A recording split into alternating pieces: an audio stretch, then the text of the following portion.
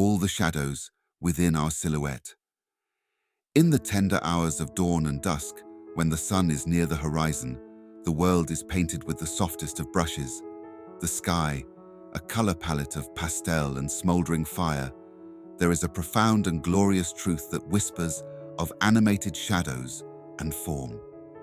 It is in these twilight hours that the silhouette emerges, a darkened figure against the canvas of light that blurs the edges of the real and surreal, the pretense and the authentic. The silhouette stands as a metaphor, a shadow shape of our souls, as we block the rays of light that wishes to permeate our whole being, but only to be obscured by the shadow of who we think we are. The outline of our spirit, seen as darkness that reflects no light. We are exposed as fleeting silhouettes from the beginning to the end of our lives. As the first light of dawn creeps over the horizon, it does not reveal the colors of the world all at once, but rather sketches the barest form of what lies in its domain. Our essence, much like the silhouette, is a contrast of light and darkness, defined not by the explicit, but by the implicit, not by the conspicuous, but by the subtle interplay of illumination and obscurity. The silhouette, void of feature and fractal detail, invites contemplation of the soul's true form, discerned not through the eyes, but through the gaze of heart and mind. In this metaphor, we are all silhouettes against the backdrop of the divine intention of God's light, our true form brought forth by the light and the darkness, to contrast the good and the evil, the love and the hatred, the selfless and the selfish, the hope and the despair. God's light illuminates the silhouette of our souls, not only to expose the darkness within us, but to reveal the light all around us. Not only to destroy the facade of fleeting temporal shadows, but to define the genuineness of pure light and its immortal substance within us.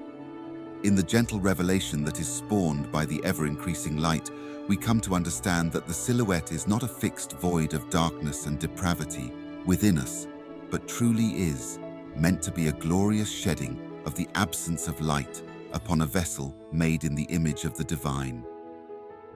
We were never meant to be silhouettes in the fading sun, but multifaceted beings, holding the essence of light and vibrant color forever in our connection with God.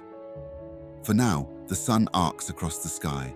Our silhouette comes in view as it stretches, dances, contracts, works and plays upon the fallen realm.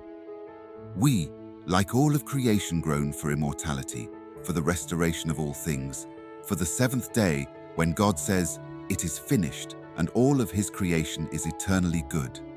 It is in the final moments before the sun dips below the horizon that our silhouettes seemingly become giants upon the land, stretching far beyond our physical confines, reaching into the realm of the exaggerated and the superfluidity of importance. We must never allow our hearts to settle for our silhouette to be who we are, or to believe we cannot change, or that we cannot become more than what the light reveals. The light itself must be what we reach for, always, from sunrise to sunset. Our lives, from the break of our personal dawn to the closing of our dusk, may cast a silhouette upon this world, a shadow that carries an abstract form of our being. In our twilight moments, perhaps we are most revealing, our true form cast in stark contrast against the light. But when the sun finally sets and our silhouette fades into the coming night, what remains must be the light that has passed through us, the lives we have illuminated along the way, the love we have allowed to spill upon other silhouettes, and the enduring contour of our existence imprinted upon this world. Thus, we exist more than silhouettes, not merely shadows, but tangible souls etched against the divine light, our true form discernible in the perfect balance of his light, that gives us true definition, and the realm of darkness that we use to expose our soul and repel against all the shadows within our silhouette.